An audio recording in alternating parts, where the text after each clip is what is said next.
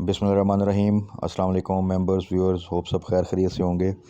आज की वीडियो में डिस्कस कर लेते हैं कि जो मार्केट का एक पॉजिटिव मोमेंटम बना है पिछले दो सेशन से, क्या वो कंटिन्यू करेगा और ऐसे कौन से शेयर्स हैं, ऐसी कौन सी अपॉर्चुनिटीज़ हैं, या वो कौन सा टाइम होगा जब हम थोड़ी सी बाइंग करके शॉर्ट टर्म में जो है वो प्रॉफिट गेन कर सकें, जिस तरह हमने पिछले 2 वीक में टैली में और ट्रीट में किया और फिर प्रॉफिट टेकिंग की।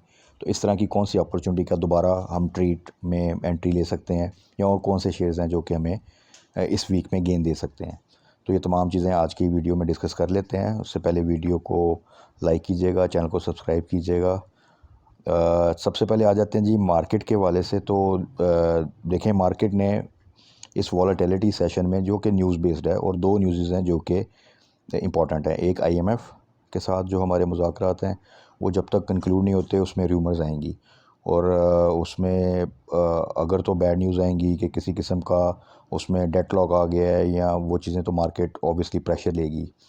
और जिस दिन ये अनाउंसमेंट हो जाएगी कि ठीक है जी, कि वो हम पाकिस्तान को जो है वो नेक्स्ट इंस्टॉलमेंट जो सी है वो दे रहे हैं, तो उस पर मार्केट एक जो है बुलिश ट्रेंड शो करते हुए उस दिन ख़ास तौर पे एक अच्छा खासा उसमें गेन आएगा।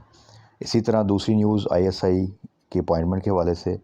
देखें, शॉर्ट टर्म में तो ये दोनों न्यूज़ इस वीक में क्लियर होंगी, और अगर पॉजिटिव न्यूज़ आएंगी तो उस दिन के लिए आप समझें कि वो रैली एक बनेगी। उस रैली को में जो भी प्रॉफिट है वो गेन करने के लिए हमें पहले से थोड़ी सी बाइंग करनी पड़ेगी, बट वो जो टाइमिंग है वो बहुत इंपॉर्टेंट है, क्योंकि वॉलेटिल मार्केट में जब मार्केट वीक में 2 दिन ऊपर जाए, 3 दिन नीचे जाए और अच्छा खासा डिप ले, तो उसमें अगर आप हाई साइड पे बाय कर लें और मार्केट में कोई न्यूज़ ऐसी आ जाए और वो 1-2 दिन के लिए डाउनवर्ड चली जाए, तो फिर आप स्टक हो जाते हैं, और उसकी रिकवरी के चांसेस भी इसलिए कम होते हैं क्योंकि मार्केट एक लॉन्ग टर्म में एक लॉन्ग बुल रन नहीं बनाती।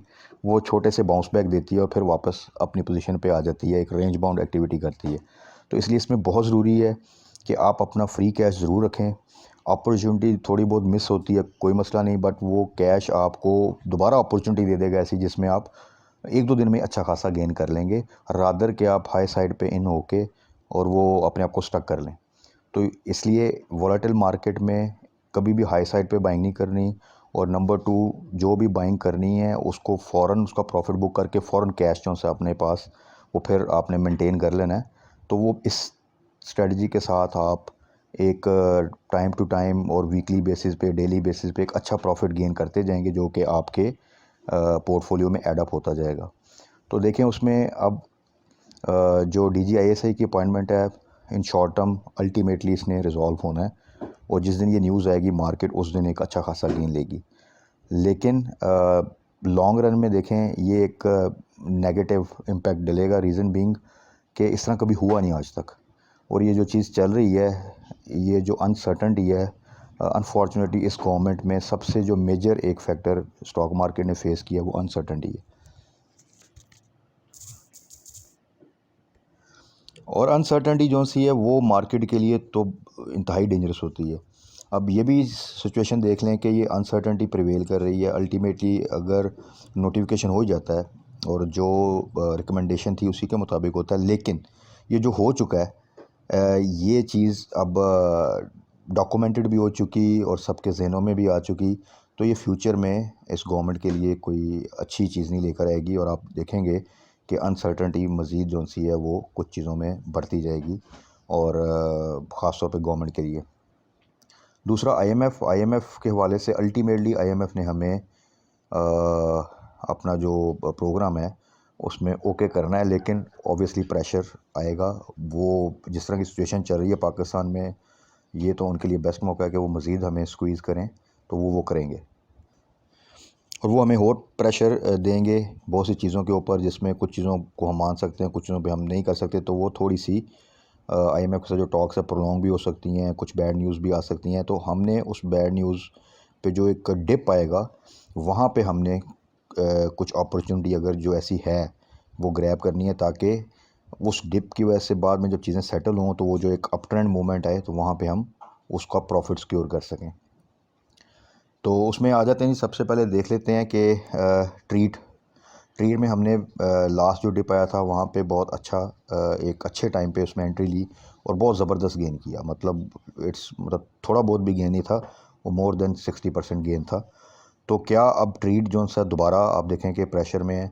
और मैंने लास्ट वीडियो में भी ट्रिपल जीएल को ऐड कर लिया था, शुगर सेक्टर का कुछ बताया था, इवन टेली का मैंने कहा था फ्राइडे को कि अगर टिप में मिले तो आप बाय कर सकते हैं, बट ट्रीट का मैंने मेंशन नहीं किया था। तो अब इस वीक में आप इसको देख लें कि ट्रीट में आप एंट्री ले सकते हैं, लेकिन आपने ट्रीट में जितना भी बाय करना है उसको दो पोर्शन में डिवाइड कर लें। फर्स्ट पोर्शन की एंट्री कल अगर मार्केट डिप पे जाती है, ट्रीट को आपने जब भी बाय करना है आपने नियर टू लोअर लॉक या उसकी बाय लगा दें। आप अगर 6% डाउन पे, मोर देन 5% डाउन पे किसी भी जगह 6%, 6.5% डाउन पे जो प्राइस बनती है वहाँ पे आप उसकी बाय लगाएं।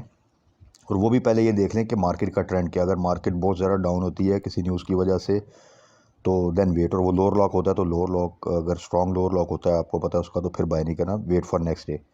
लेकिन अगर मार्केट पॉजिटिव साइड पे रहती है और ट्रेड डाउनवर्ड आता है मोर देन 5% से नीचे, आप उसकी बाय लगा सकते हैं। और उसी दिन जब वो बाउंस बैक करे तो आप उसी दिन उसकी प्रॉफिट टेकिंग भी कर सकते हैं। और अगर आपको फील हो कि वो एक अच्छा बाउंस बैक करके पॉजिटिव साइड पे ज़्यादा देर मेंटेन कर रहा है और कैप होने के चांसेस, देन आप उसका जो है वो वेट कर सकते हैं अपर कैप का। तो ट्रेड में ये स्ट्रेटजी परफेक्ट ही जिस तरह मैंने पहले बताई थी और जिस तरह हमने उसको ग्रैब किया, उस पर प्रॉफिट लिया, फिर प्रॉफिट बुकिंग की, सेम अब उस अपॉर्चुनिटी को हम दोबारा ग्रैब करेंगे इंशाल्लाह ताला और उसमें एक अच्छा खासा प्रॉफिट गेन करेंगे।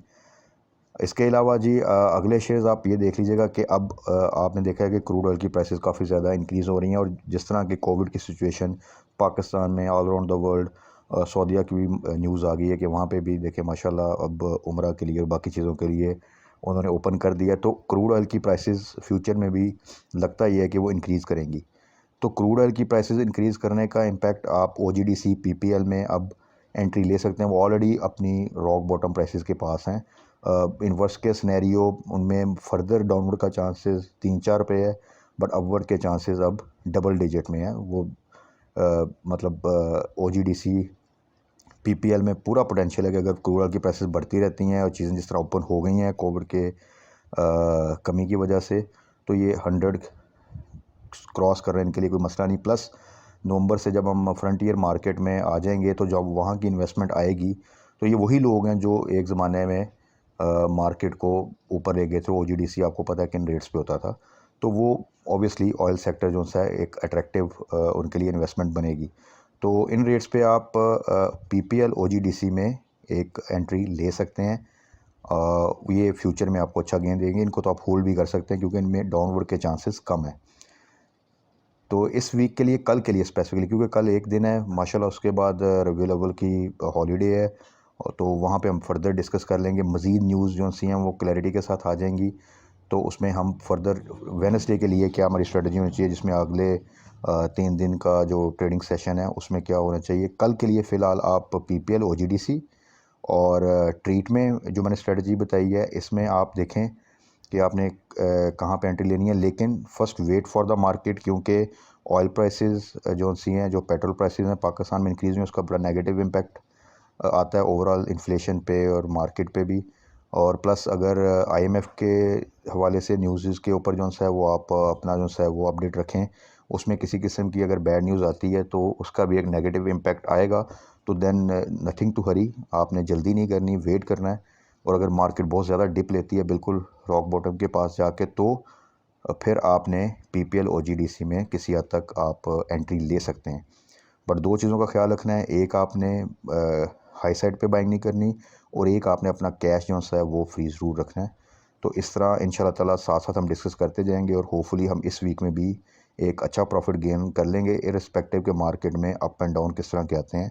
हमने अपनी स्ट्रेटजी को इस तरह रिफाइन करना है कि हम उस डाउनवर्ड ट्रेंड में से कोई अपॉर्चुनिटी ग्रैब करें और उसमें प्रॉफिट टेकिंग करके फिर अपना कैश सिक्योर करें।